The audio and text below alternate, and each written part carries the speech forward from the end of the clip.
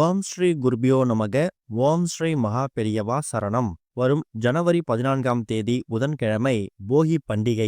இந்த இலை மீது ஒரே ஒரு தீபத்தை நீங்க ஏற்றி வைக்கிறதால உங்க வாழ்க்கையில எல்லா விதமான செல்வங்களும் வளங்களும் வந்து சேரும். அது என்ன தீபம்னு பார்க்கறதுக்கு முன்னாடி நம்மளோட வீடியோஸை இப்போ நீங்க ஃபர்ஸ்ட் டைம் பார்க்குறீங்கன்னா மறக்காம சப்ஸ்கிரைப் பண்ணிக்கோங்க. தொடர்ந்து இது மாதிரி அப்டேட் தெரிஞ்சுக்கிறதுக்கு பக்கத்தில் நோட்டிஃபிகேஷன் பெல்லை கிளிக் பண்ணி ஆல் அப்படிங்கிற செலக்ட் பண்ணிக்கோங்க.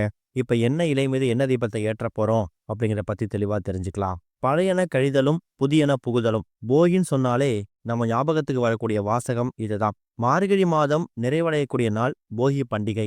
அடுத்ததா தை மாதம் பிறக்க போகுது. தை பிறந்தால் வழி பிறக்கும்னு எல்லாருமே காத்துக்கிட்டு இருப்போம். இந்த தை மாதம் பிறந்ததும் உங்க வாழ்க்கையில நிச்சயம் நல்ல வழி பிறக்கும். இதுவரைக்கும் நம்மளை பின்தொடர்ந்து வந்த துன்பங்கள் எல்லாம் இந்த தை திருநாள்ல இருந்து உங்களை விட்டு இறைவன் நீக்கிடுவார். அனைவருக்கும் போகி பண்டிகை வாழ்த்துக்கள். போகி அப்படின்னு சொன்னாலே வீட்டில் இருக்கக்கூடிய பழைய பொருட்கள் எல்லாம் போட்டு எரித்து கொண்டாடுறது அப்படிங்கிறது காலம் காலமாக இருக்கக்கூடிய ஒரு வழக்கம். அந்த பொருட்கள்ல தயவு செய்து யாரும் சுற்றுச்சூழலை பாதிக்கக்கூடிய பிளாஸ்டிக் பொருட்களையோ பிளாஸ்டிக் கவர்களையோ போட்டு எரிக்க வேணாம். டயர்களையும் போட்டு எரிக்க வேணாம். கண்டிப்பான முறையில இந்த சுற்றுச்சூழலுக்கு எந்த விதமான பாதிப்பும் ஏற்படுத்தாத இந்த பொருள் இனிமே அடுத்தவர்களுக்கு பயன்படாது, இதை தூக்கி போடுறதுதான் உகந்தது அப்படின்னு முடிவு பண்ணக்கூடிய பொருட்களை தாராளமா நீங்க நெருப்புல போடலாம். பழைய பாய், துடைப்பம், தேவையற்ற துணிகள், இதுதான் நம்ம நெருப்புல போட்டு எரிக்கக்கூடிய பொருட்கள். துடப்பத்துல பிளாஸ்டிக் துடப்பமோ பிளாஸ்டிக் பாய் இது எல்லாத்தையும் இருந்துச்சுன்னா தயவு செஞ்சு அதெல்லாம் நெருப்புல போடாதீங்க. இந்த ஒரு போகி பண்டிகையை ரொம்ப எளிமையான முறையில் வழிபட்டு நம்மளோட எல்லா விதமான கஷ்டங்களும் நம்மளை விட்டு போகணும் அப்படின்னா போகி பண்டிகை அன்னைக்கு நாம இறை வழிபாடும் செய்யணும். எப்படி பார்த்தாலும் போகி பண்டிகை ஜனவரி 14ஆம் தேதி அதிகாலை எழுந்து நீங்க முதல் வேலையா உங்ககிட்ட இருக்கக்கூடிய எல்லா விதமான கெடுதல்களையும் தேவையில்லாத பொருட்களையும் தீயில போட்டு நெருப்புல போட்டு பொசுக்கிடுவீங்க. அதுக்கப்புறமா நீங்க பண்ண வேண்டிய வேலை என்ன? குளிப்பீங்க. குளிச்சு முடிச்சதுக்கு பிறகு முதல் வேலையா நீங்க கட்டாயம் இறை வழிபாடு செய்யணும். எந்த இறைவனை வழிபட்டாலும் சரி, கண்டிப்பான முறையில உங்க வீட்டுல நீங்க தீபம் ஏத்தி வழிபடுவீங்க.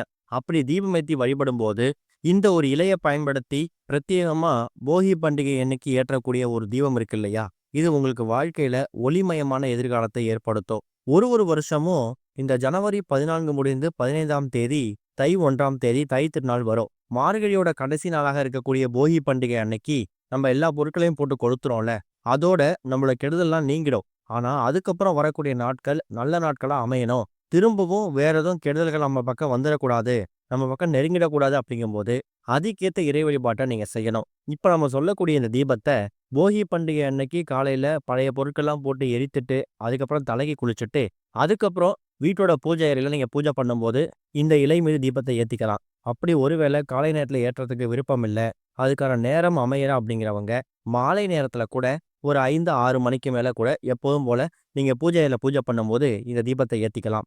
இந்த தீபம் ஏத்துறதுக்கு உங்களுக்கு தேவையான பொருட்கள் மொத்தமாவே 3 பொருட்கள் தான். ஒரே ஒரு அகல் விளக்கு, அதுல கொஞ்சமா ஊற்றுவதற்காக நெய், கடைசியா ஒரே ஒரு இலை.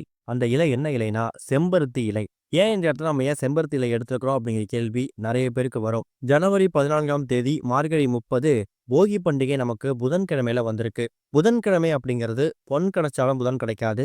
விநாயகர் பெருமானுக்கும் புத்திகாரனா இருக்கக்கூடிய புதன் பகவானுக்கும் ரொம்ப உகந்த நாள். விநாயகர் வழிபாட்டிலேயே நம்ம செம்பருத்தி இலைக்கு அதிக முக்கியத்துவம் கொடுத்து வழிபாடு செய்வோம். செம்பருத்தி இலையில நம்ம தீபம் ஏற்றும் போது செம்மையான வாழ்க்கை கிடைக்குமா?